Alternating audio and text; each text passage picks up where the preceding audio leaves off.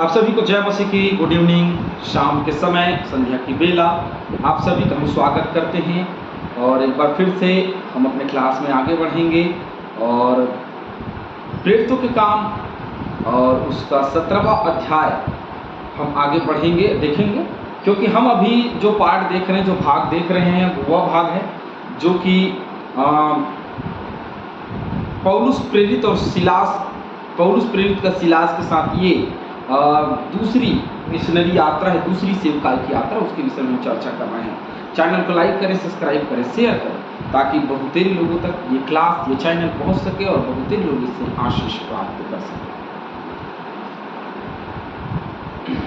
क्योंकि अभी तक सारी चीज़ें हुई और हमने देखा कि फिलिप्पी नगर में बहुत सारी घटनाएं घटी, जिसमें मुख्य घटना ये थी कि उन दोनों को पौलुस और सिलास को सताया जाना, बंदीगृह में डाला जाना, छुड़ाया जाना और वहाँ से जाने का रिक्वेस्ट करना। अब वहाँ से निकले, फिर वे 17 अध्याय के पहले पद में लिखा है, फिर वे अम्फिपुलिस और अपोलोनिया होकर थिस्सलुनीके में आए, जहाँ यहूदियों का एक आराधनालय था। तो यहूदियों का एक आराधनालय वहाँ था पहले से ही। फिलिप्पी 4:16।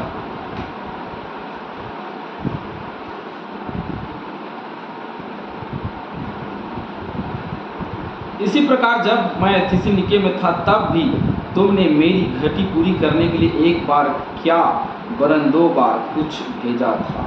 थिस्सलुनीके में ये नगर है जहाँ पौलुस को आगे चल करके वहाँ से बहुत अच्छा भेंट और सारी चीज़ें जो हैं वो उसके संकट के समय में साथ रहना, ये सारी बातें जो हैं वो उसके साथ में थी।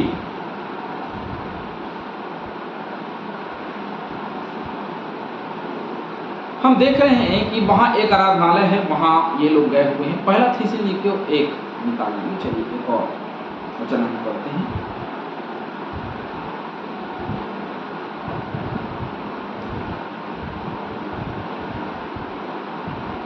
पहला थिस्सलुनीके 1। पौलुस और सिलवानुस अर्थात सिलास और तीमुथियुस की ओर से थिस्सलुनीकियों की कलीसिया के नाम जो परमेश्वर प्रभु यीशु मसीह में है, अनुग्रह और शांति तुम्हें मिली। थिस्सलुनीकियों की कलीसिया, हम अपनी प्रार्थनाओं में तुम्हें स्मरण करते और सदा तुम सब के विषय में परमेश्वर का क्या करते हैं, धन्यवाद करते हैं।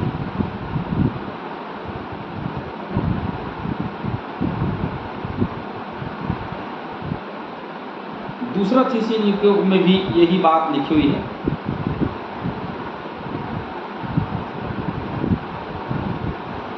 दूसरा थिस्सलुनीके, पौलुस और सिलवानुस और तीमुथियुस की ओर से थिस्सलुनीकियों की कलीसिया के नाम है। तो थिस्सलुनीकियों की कलीसिया, तो वहाँ एक आराधनालय थी जो यहूदियों की आराधनालय थी। ये मसीहियों की आराधनालय नहीं थी, परंतु ये यहूदियों की आराधनालय, जहाँ पे वेदी और सारी चीज़ें जो हैं वो तैयार की। ये सारी चीज़ें पहले पुराने मंदिर के अनुसार ही वह जो है वो यहूदियों की आराधनालय हुआ करती थी।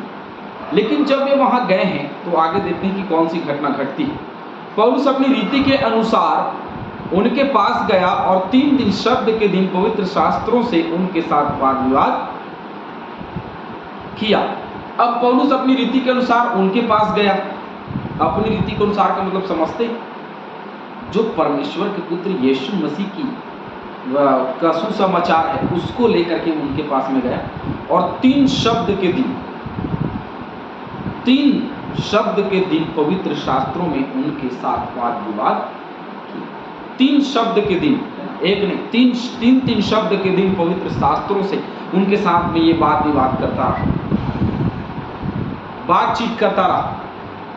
और पवित्र शास्त्रों में जो जैसा में लिखा है, बोला होगा कि भाई यशायाह में जो लिखा है उसको पढ़ो, देखो जाओ, यही यीशु मसीह क्रूस पर चढ़ाया जाएगा, दुख उठाएगा, सारा चीज़ यीशु मसीह में आकर के पूरा हो गया, तो वही यीशु मसीह है, आप विश्वास करो। तो वो प्रचार किया। प्रेरितों के काम 18-28।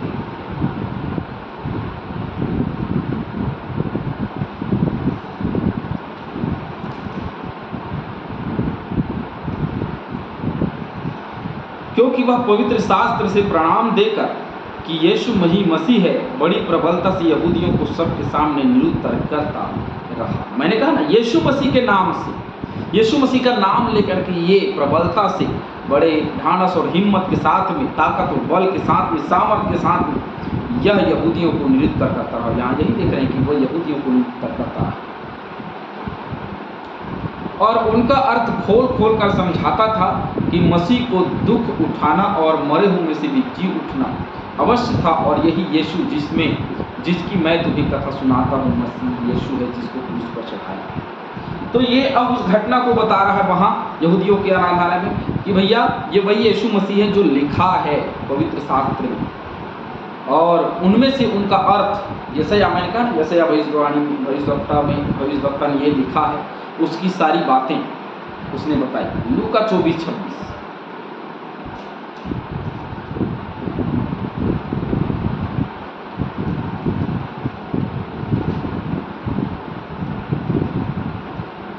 क्या अवश्य ना था कि मसीह से दुख उठाकर अपनी महिमा में प्रवेश, मसीह ये दुख उठाकर अपनी महिमा में प्रवेश करे। तो मसीह को दुख उठाना था क्योंकि उसको महिमा पाना है, और कहाँ? स्वर्ग पे और पृथ्वी पे, हर स्थान पर उसको महिमा पाना है। तो निश्चय है कि वह दुख उठाएगा, मारा जाना, गाड़ा जाना और जी उठना। लूका 24:46 भी देखेंगे। और उनसे कहा, यूं लिखा है कि मसीह दुख उठाएगा और तीसरे दिन मरे हुए में से क्या हो जाएगा? जी उठेगा।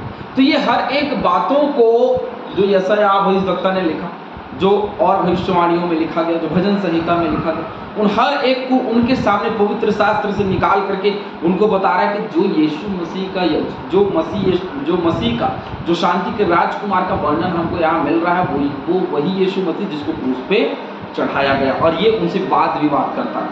तो बताइए ना कौन है? हर चीज़ें तो यीशु मसीह पे आकर के पूरी हो जाती हैं, और इस प्रकार से वो उनको समझाने का प्रयास करता रहा। उनमें से कितनों ने और भक्त यूनानियों में से बहुतों ने और बहुत सी कुलीन स्त्रियों ने मान लिया और पौलुस और सिलास के साथ मिल गए। देखिए, सुसमाचार यहूदियों के आराधनालय में कीजिए, चाहे किसी भी स्थान में कीजिए, लोगों को सुनना तो लोग सुनेंगे, समझेंगे और मानेंगे। हम देख रहे हैं कि यहाँ पे वो लोग मानने लगे। उनमें से बहुत से लोग हैं, उनमें से बहुत से भक्त लोग हैं, यूनानी लोग हैं, और बहुत सी कुलीन स्त्रियां भी हैं जो पौलुस और सिलास के बातों को सुनती हैं और सुन करके मन फिराती हैं, अपने जीवन को बदलती हैं।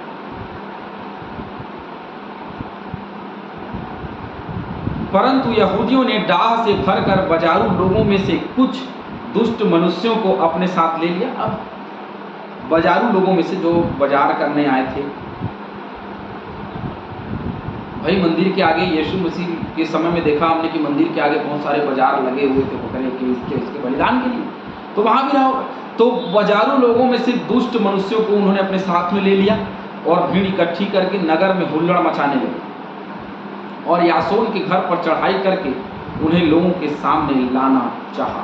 यासोन के घर वो लोग गए हैं, तो यासोन के घर पे चढ़ाई करके पौलुस और सिलास को वे लोगों के सामने वे लाना चाह रहे थे कि वो यहाँ आए और उनका न्याय किया जाए, लाना चाह रहे थे। रोमियो 16:21।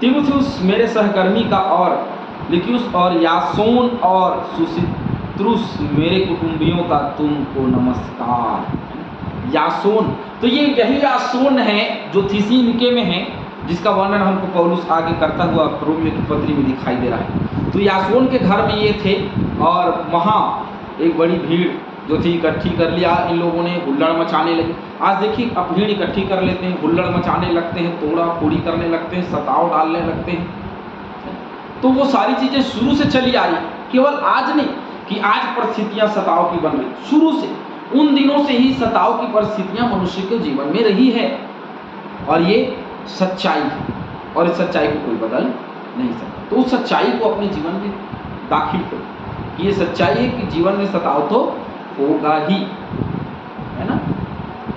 उन्हें वहां ना पाकर वे यह चिल्लाते हुए यासोन और कुछ भाइयों को नगर के हुकुम के सामने लाए, ये लोग जिन्होंने जगत को उल्टा पुल्टा कर दिया है यहाँ भी आ गए हैं। ये लोग यहाँ भी आ गए भैया, जिन्होंने जगत को उल्टा पुल्टा कर दिया, यीशु मसीह के सुसमाचार का प्रचार कर रहे हैं और ये लोग बड़ा हुल्लड़ मचा रहे हैं, और ऐसे लोग हमारे यहाँ भी आ गए भैया, बचना पड़ेगा। यासोन ने उन्हें अपने यहाँ उतारा है। अब ये दोष लगा रहे हैं, ये सब के सब यह कहते हैं कि यीशु राजा है और कैसर की आज्ञाओं का विरोध करते हैं, जबकि ऐसा कुछ था नहीं, लेकिन झूठी गवाहियों को रखना है। परमेश्वर ने कहा झूठी साक्षी न दे, परंतु ये झूठी साक्षी दे रहे हैं। हम कह रहे हैं कि ये लोग बोलते हैं कि यीशु राजा है और ये कैसर की आज्ञाओं को नहीं मानना चाहते, उसका विरोध करते हैं।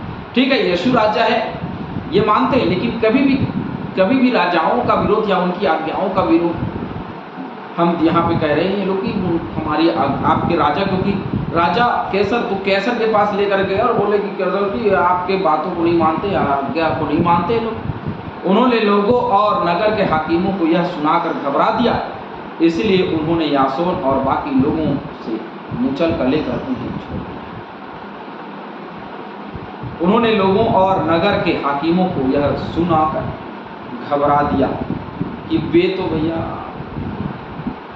आज्ञा नहीं मान रहे हैं, ये सारी चीज़ें हैं और सब उल्टा पुल्टा हो जा रहा है। यीशु को राजा कह रहे हैं, अब आप राजा न रहे तो क्या यीशु राजा हो जाएगा? ये सारी चीज़ें जो हैं वो घबराहट पैदा कर रही हैं, और साथ ही साथ हम देखते हैं कि उनको एक दंड के रूप में मुचलका ले लिया गया और मुचलका लेकर के उनको छोड़ दिया गया।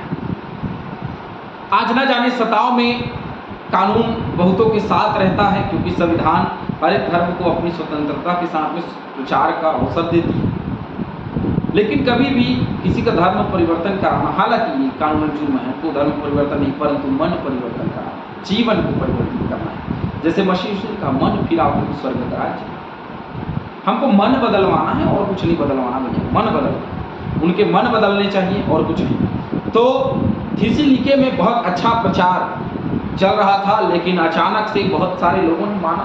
देखिए, प्रचार से किसी को कोई परेशानी नहीं, जब लोग बदलने लगते हैं, जब लोगों का जीवन बदलने लगता है, तो शैतान को परेशानी होती है, तो वो अपने लोगों को इस्तेमाल करते हैं, जैसे यहाँ पे इस्तेमाल करें। और उसके बाद में वे नगर में भीड़ इकट्ठी करके चौक और चौराहों में क्या करते हैं, इनको लाने का प्रयास करते हैं, परमेश्वर के प्रियजनों को घसीटने का प्रयास करते हैं, न्याय में दंड देने का प्रयास करते हैं, ताकि चाहते हैं कि भाई ऐसा हो, लेकिन परमेश्वर हर जगह बचाता है।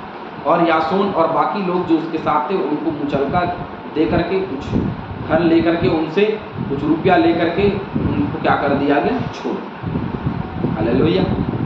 परमेश्वर हर एक पौलुस और सिलास को बचाता है, यहाँ भी उसने बचा लिया। प्रभु हम सबको बहुता से आशीष दे, उसके डर और भय में बने रहे, ताकि परमेश्वर हमको निरंतर बचाता है। आमीन।